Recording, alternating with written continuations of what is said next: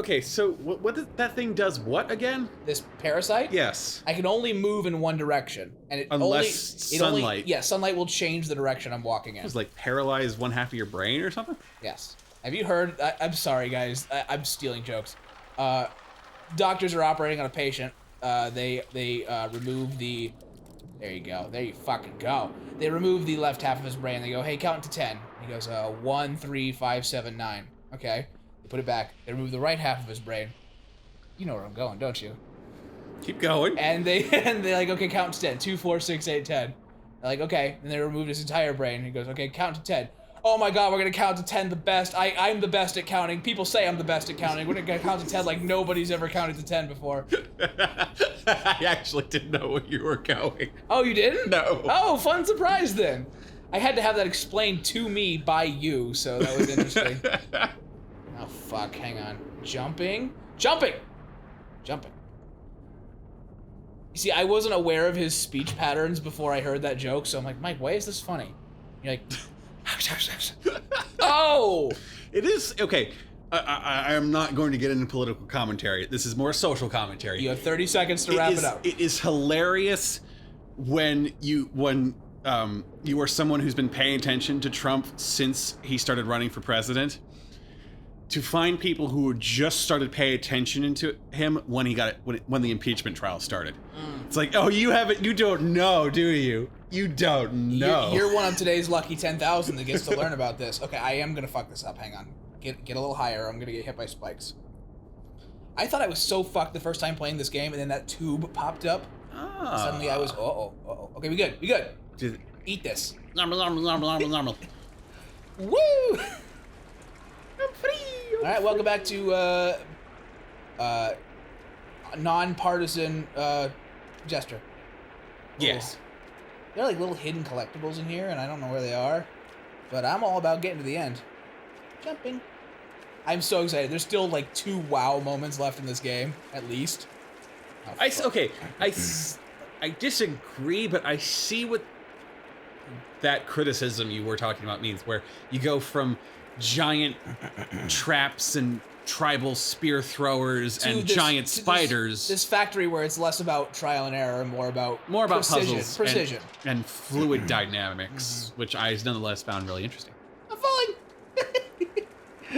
In the illusion of danger, Mike. Let's guess. Fuck, I'm dead. That's it. Nope. Oh! I clipped it. Oh, and by the way, there is no ambiguity. That was not the sprinkler system. You started the rain.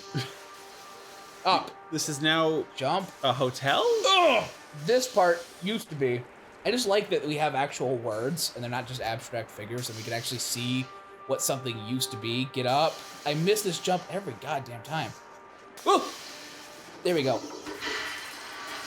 What? It's so satisfying. Turn back. You dick. I'm so bad at this timing. I'm so bad. I'm gonna fuck it up again. I would have liked it if the sign was instead vacancy, because everybody's dead.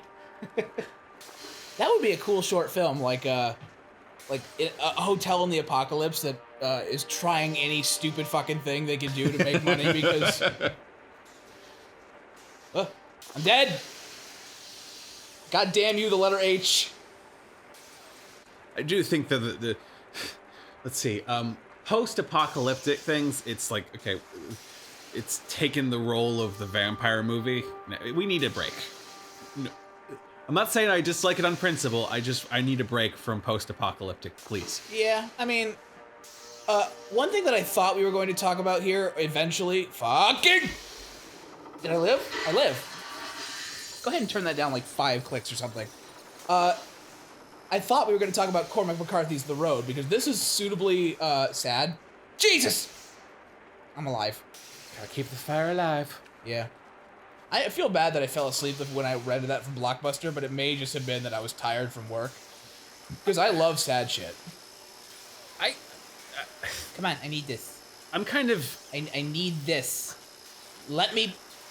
I have a kind of a ambiguous relationship to the film adaptations of McCarthy's work, with the exception of No Country for Old Men, because that is actually written like a screenplay. He wrote it with the intention of it being a movie. I did not know that. And he didn't. It initially just didn't get picked up as a script, so he made it a novel instead.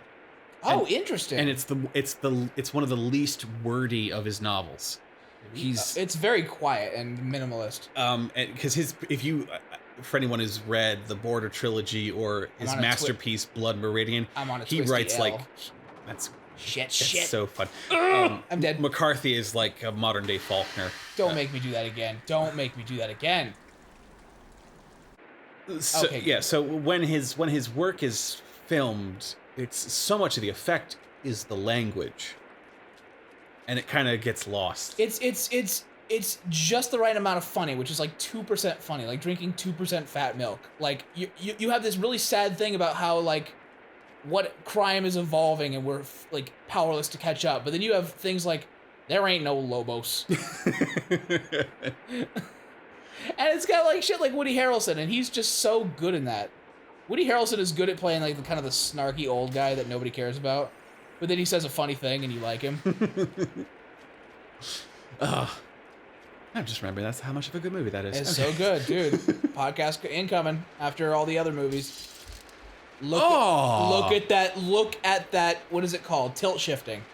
Well, it doesn't apply to video games because we don't know how heavy everything is in this world. Still, that was a wonderful little effect there. Yeah, it was. They're so good at focus and layering. All right. Oh, so you want to break? Okay. Yes, I was stuck there for a while. And I would have thought that would have been imminent death. Indiana Jones. You just want a fun moment of levity. Just come down before the puzzles, get really, really fucking scary. I'll tell you why this is important here in a second. I hate painters. Fuck you. They want to redo the Sistine Chapel down here. I ain't having it. By the way, I don't know if Haley told you this. So I was listening to an interview of Peter Weller. Yeah. The guy in the suit of RoboCop. Yep. And instead of listening about, I'm expecting this to be an interesting interview about how fucked up it was to be in that fucking suit. Turns out he's a PhD in art history. He's like this academic about Renaissance. That's awesome. And instead of like about RoboCop and stuff, the interviewer's like going, so who's your favorite pharaoh? And he's got to be like, Hatshepsut.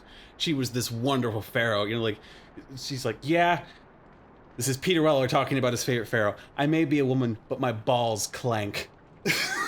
He's talking about how he got into the discipline of art history, how when he was sometime in the 70s when he was filming a movie in Rome, a friend of his took him to he got to went to the Sistine Chapel just as they were debating whether or not they should clean it.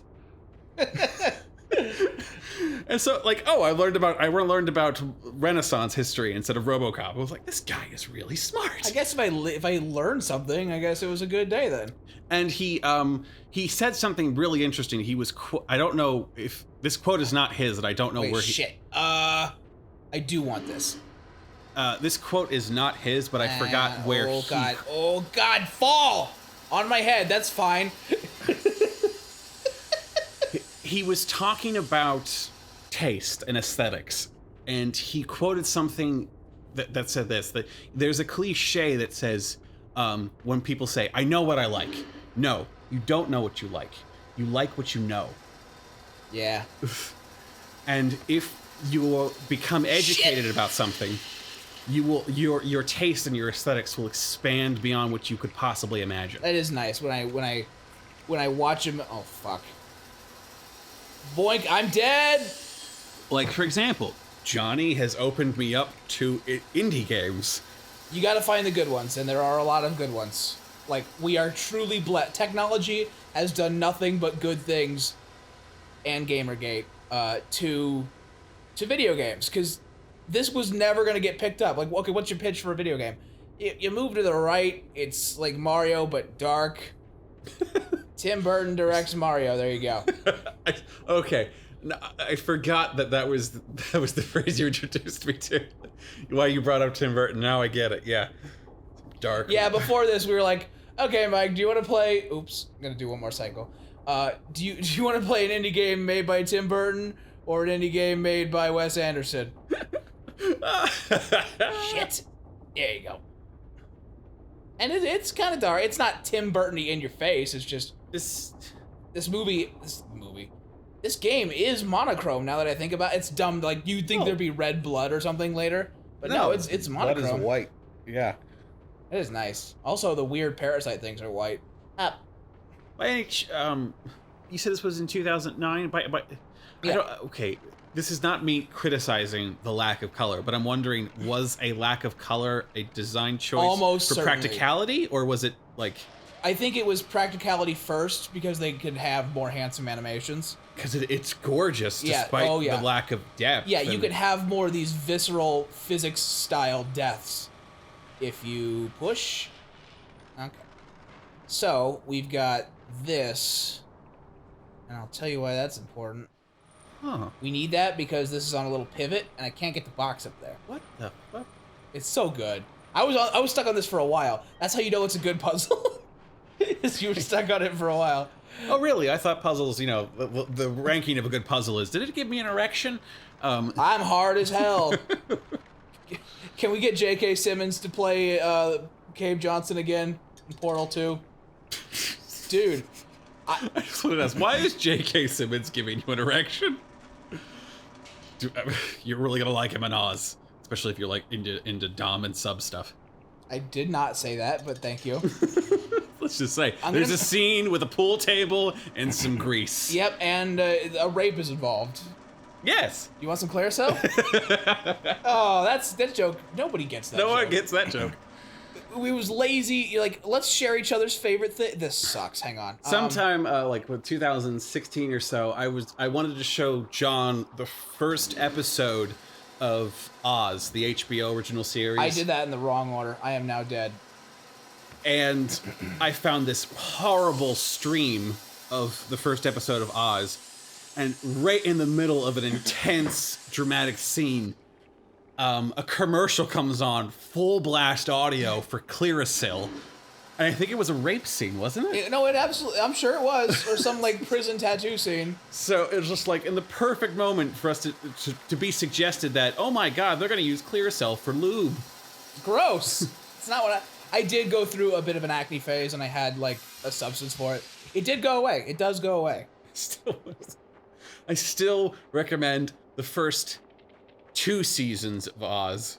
How many seasons did it go for? 6. Holy shit. But it was the first HBO original, full-time HBO original series. I'm sorry. Another giant spider? Nope. But this is a fun one. I heard you like ripping off legs. Oh, fuck. Go ahead with your story. I don't like mosquitoes. Go ahead with your away story. from me. I believe that's some kind of wasp. That's worse. It was the first HBO original series that was a full-length drama. And HBO basically just said, here's money, we don't care what the fuck you do, just do it. They did 1 season, and it's really good. And then you realize, oh, they only really had 1 season in them. Like, this idea of an uncensored drama had never been done before. So, they basically... Let me go! They basically knew what they wanted to do for 1 season, and they didn't think they were going to get another season. I ripped his leg off. So the first season is this wonderful contained whole, and then the second and then the third by the third season you realize, oh my god, this is a bunch of television writers who wrote cop shows. And like there's like in the third season there's way too many dead bodies, and you're like, this is a maximum security prison. They would never be let out of their cells if there were that many murders, guys. Well, you can't have every scene take place in the prison yard. All right. We got. This is a survivor challenge. It's fucking. You're gonna do the thing. You're gonna go along a track. Tear the leg off the giant bug. Oh my god. They did in not that, but it's in By the way, I have to. Oh, sorry. Go ahead. I wanted to ask, what's Survivor's second season like? Since we're talking about the next seasons of some of our favorite shows. It's pretty good. I knew that my wife would like it because she hates the politics of that show. But I fucked it up. Maybe no. It was all about Australia. There was a lot of trivia. There was a lot of really beautiful scenery. I fucked it. Sorry. Giant forest fires, That's sad retrospectively. Topical. But the scenery is beautiful. It was a hard location, but it was also like a satisfying location, and everybody had fun in Australia. It was really good. What'd they do different? What do they do different? The challenges don't suck ass. Oh, okay. When they first. Oh, so the first season sucks? No, the first season challenges suck ass. Because if there's one thing the show will never not be known for, it's their fucking challenge department, because they have the best fucking construction team in the league or whatever. I fucked it again. Produce a thing for me, god damn it. There you go. Ooga. By the way, what's their competition? I mean, I know like there's Gladiator and Double Dare. Yeah. But they're gone. Well, yeah, we're the only game in town now. Is that what? By the way, is there a person you call for like television challenge architecture? Well, it's like shit. It's like, dude, I worked with a guy in Gladiator. It's fine. Oh my god. I'll hook you up, dude. Oh wait. Okay. It's the guy who made the giant peanut butter and jelly sandwich in Double Dare? That's me, boy. I got him on dive. I put that on my demo reel, my sizzle reel. Yeah, I'm that guy. You want me to set you up a word puzzle? You see, it's the giant nose you can climb through backwards. Oh, dude, you can pick it. Oh my god, somebody got paid to do the figure it out nose or the figure it out brain.